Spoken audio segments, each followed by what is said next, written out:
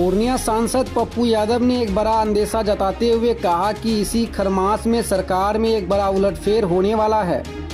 पप्पू यादव ने कहा कि बीजेपी नीतीश कुमार को निपटाने में लगी है। समय रहते नीतीश कुमार के साथ साथ उपेंद्र कुशवाहा भी चेत जाएं, वरना उनकी पार्टी भी खत्म हो जाएगी। पप्पू यादव ने कहा कि बिहार में अपराध चरम पर है, सरकार के लोग ही अवैध वसूली करने में लगे हुए हैं।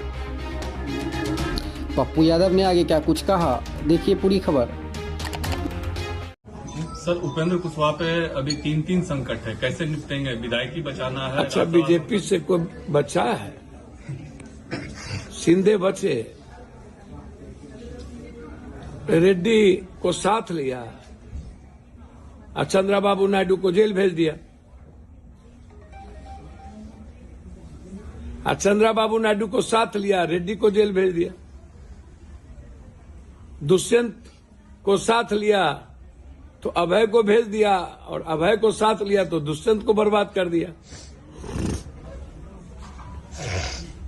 पारस को साथ लिया तो चिराग को बर्बाद किया, चिराग को साथ लिया तो पारस को बर्बाद किया। और नीतीश को तो कंटिन्यू बर्बाद करने में लगे हुए। महबूबा को बर्बाद किया। किसको बख्शे है ये? क्या लगता सर 26 में उपेंद्र कुशवाहा नीतीश जी को? भैया, हम तो सलाह देंगे, वो अच्छे भाई हैं मेरे, कि जल्दी से दल को कहीं विलय कर दीजिए। बकरी के माया कब तक खैर मनी है कसाई से? ये लोग कसाई हैं, पहले खिलाता है, लोभ डालता है, फिर काटता है। ये लोग उपेंद्र कुशवाहा से मतलब नहीं है, इनको मतलब है कि अधिक से अधिक विधायक को मर्ज करा करके, और जो हमारे साथ न हो, चिराग जी के साथ हो, नीतीश को फिनिश कर। सर, आरजेडी में भी ये लोग नीतीश को फिनिश करने में लगे हुए। तो ये इनका एक एजेंडा है बिहार में बीजेपी की सरकार बनाना। मात्र 10 एमएलए और हो गए होते तो नीतीश गायब थे। वो तो नीतीश का त्रिनेत्र जगह की लास्ट में बचे। हम तो कुशवाहा जी को सलाह देंगे कि जल्दी मर्ज कर दीजिए पार्टी को। ये सांपनाथ नागनाथ कब तक नाग पंचमी करिएगा आप लोग? हम तो भर दिन नाग पंचमी करते ही हैं, सुबह से शाम नागे पंचमी सबको तो उलझते हैं। आप लोग कब तक ही नाग पंचमी मनाइएगा? इसलिए नाग पंचमी का पूजा छोड़िए। नीतीश कुमार जी जगिए। कब? हमको तो लग रहा है कि खरमास में ही लोग ना कुछ करें। तो इसीलिए इसमें उपेंद्र कुशवाहा जी का दोष नहीं है। अब मांझी जी 4 आदमी अपने रिश्तेदार है, इसलिए बच गए। तो अब रिश्तेदार सबको टिकट देना पड़ेगा, उपाय नहीं है। आप इसको समझ लीजिए।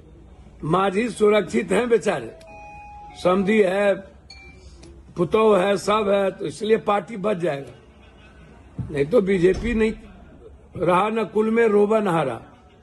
राम राम जपियो रे, सब माल हड़पियो रे। इसलिए बचने उचने की उम्मीद मत करिए। सर, आरजेडी में भी टूट संभव हो सकती है। और हमको तो कुछ समझे में नहीं आता है। हम तो पहले बने कि बकरी की माय कब तक खैर में नहीं है। क्राइम कंट्रोल है, एक बार फिर बिहार में वो स्थिति है, क्राइम को लेकर। अच्छा, क्राइम से क्या लेना देना सरकार को? सरकार तो बिल्कुल वसूली में लगे हुए हैं। जितना लूट सको जल्दी से लूट लो। सरकार गंभीर कहाँ है? नीतीश कुमार जी को निपटाने में लगे हुई है बीजेपी। ये अब नहीं, अब बहुत हो गया, पहले नीतीश जी को निपटाओ।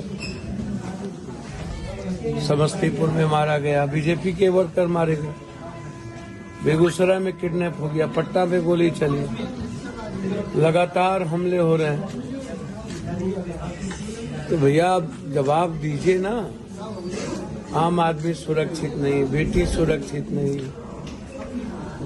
व्यापारी सुरक्षित नहीं, और आप टारगेट जाति विशेष को कर रहे हो। अरे भैया, कोई भी क्रिमिनल माफिया हो उसको आप टारगेट करो, जिस जात का हो। आप शुरू ही किए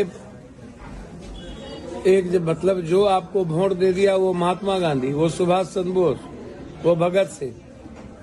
वहां बालू माफिया सबसे ज्यादा कौन है?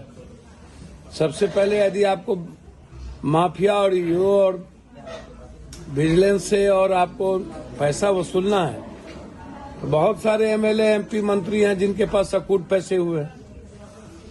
उसने डाला है कि हमें इतने पैसे थे, तो उसको जोड़ लो कि 10 साल पहले उनके पास पैसे थे कि नहीं, तो उसकी संपत्ति पहले लो।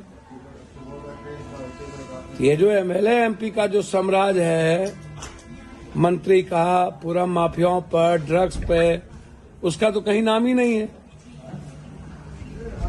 और जो इनके दल में लोग हैं लुटेरे, पूरा का पूरा जमीन माफिया में इन्वॉल्व है, उनका भी नाम नहीं है। जो इनको वोट नहीं दिए उन जातियों के अपराधियों का नाम पहले है। तो ये यूपी के तर्ज पर आप करेंगे क्या?